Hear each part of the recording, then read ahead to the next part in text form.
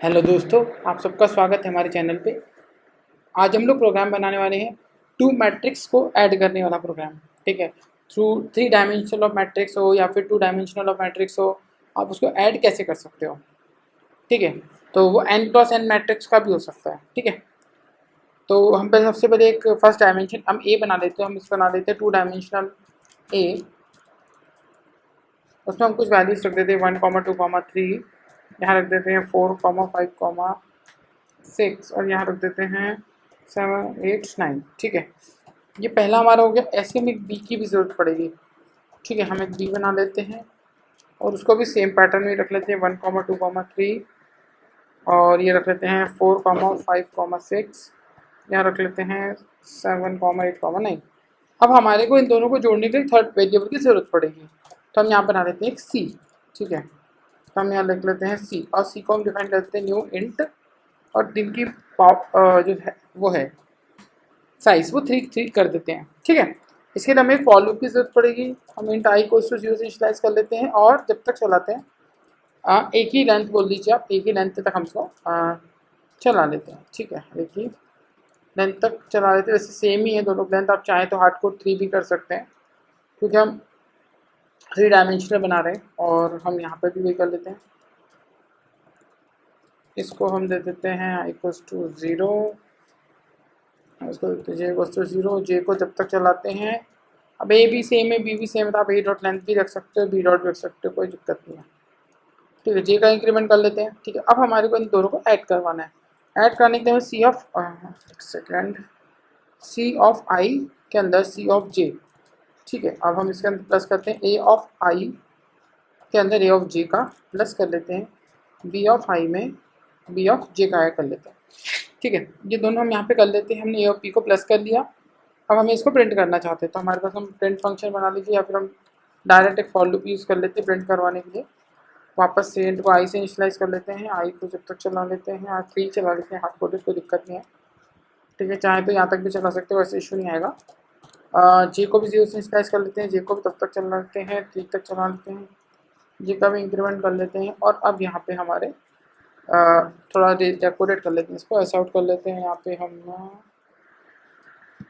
एक बॉक्स लगा देते हैं, यहाँ पे यहाँ ऐसा आउट करते हैं और सी ऑफ आई ऑफ जे को यहाँ पे प्रिंट करवा लेते हैं और यहाँ एक और ऐसा आउट लगेगा और यहाँ हमारे ऐसा आउट, हम इसको बंद कर देते हैं। एक बार इस प्रोग्राम को भी रन कर लेते हैं, क्या आता है देखते हैं।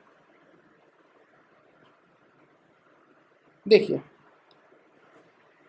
1 के अंदर 1 का प्लस हुआ तो 2, 2 के अंदर 2 का प्लस हुआ तो 4, 3 के अंदर 3 का प्लस हुआ तो 6, 4 के अंदर 4 का प्लस हुआ तो 8, 5 में 5 प्लस हुआ तो 10, 12, 14, 16, 18। मतलब ये प्लस हो के हो रहा है। तो हमने क्या करा है, लॉजिक हमारा ये है कि हमने क्या करा, ए ऑफ आई, ए ऑफ आई मतलब ए ऑफ आई क्या, आई अभी क्या है 0 फर्स्ट टाइम पे और जे भी 0 हुआ, तो ए ऑफ आई मतलब 0 मतलब ये, इसको ये यहाँ पे 0 है। ठीक है, ये पूरा ब्लॉक 0 मतलब ये जो फर्स्ट ए ऑफ आई है ना, इसका मतलब है ये ब्लॉक। ठीक है, उसके बाद में फिर ये जे जो है, इस ये भी इनिशियलाइज 0 से हो रहा है।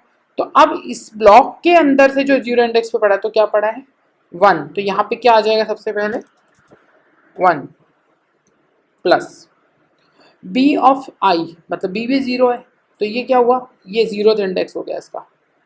फिर उसके अंदर का 0 तो ये क्या हो गया 1, तो ये क्या बना 2। तो ये देखिए आपका आउटपुट आ गया यहाँ पे 2। हमने उसको किस में, सी ऑफ आई सी ऑफ जे में स्टोर कर लिया, मतलब आउटपुट कुछ ऐसे स्टोर होना शुरू हो रहा है। सी ऑफ आई मतलब पहला सी ऑफ आई मतलब सी का 0th इंडेक्स, तो ये सी का 0th इंडेक्स है।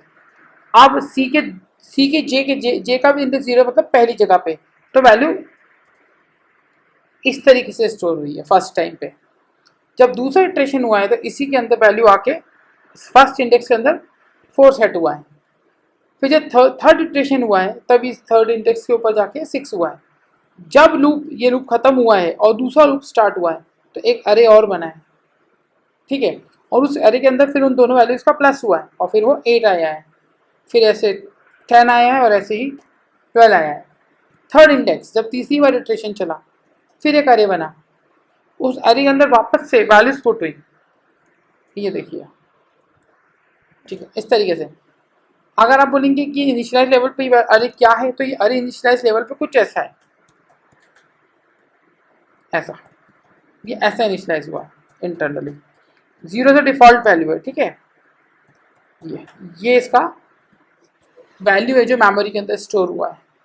तो अब हमने जब इसके अंदर प्लस करते गए तो हम इस जीरो को रिप्लेस करते गए, तो ऐसे करते करते हम इंडेक्स के अंदर वैल्यूज को पुट करते गए, और फिर हमने यहाँ पे डेकोरेट किया इसको और फाइनली इसको प्रिंट करा। आप चाहें तो वैल्यूज को कुछ थोड़ा बहुत ऊपर नीचे करके देख सकते हैं। यहाँ 18 कर देते हैं, यहाँ कुछ 19 कर देते हैं, यहाँ 94 कर देते हैं, 70 कुछ बड़ा कर देते हैं थोड़ा सा, कुछ यहाँ बढ़ा देते हैं। ठीक है, चलिए इसे चला लेते हैं और देखते क्या आता है। ये देखिए ये आ गया 37, ये दोनों ऐड हो गए, फिर इधर ये दोनों ऐड हुए तो आया 168, दोनों ऐड हुए तो आया 154, ये दोनों ऐड हुए तो आया 178, और बाकी तो पुराने ही है। इस तरीके से हम दो मैट्रिक्स को ऐड करते हैं। माइनस करने के लिए भी सेम लॉजिक है, बस यहाँ पे आप माइनस का साइन लगा दीजिए, बाकी सब कुछ सेम है।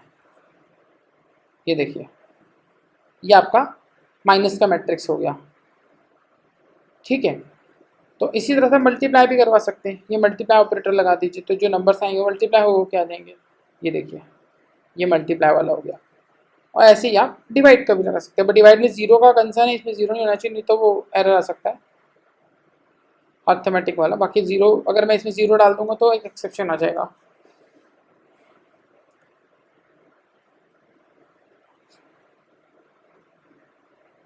सी fatal error, Java run time fatal error. Okay, तो ये फैटल एरर आ गया है मेमोरी का, ये देखिए ये आ गया है। यहाँ कुछ वैल्यू रख देता हूँ तो ये फैटल एरर हट जाएगा।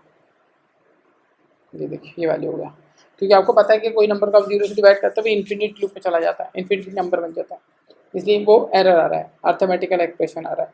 ठीक है, आई होप आपको ये पूरा लॉजिक जो मैंने समझाया समझ में आया होगा। अगर कुछ कन्फ्यूजन है तो आप कमेंट बॉक्स में पूछ सकते हैं। Thank you for watching.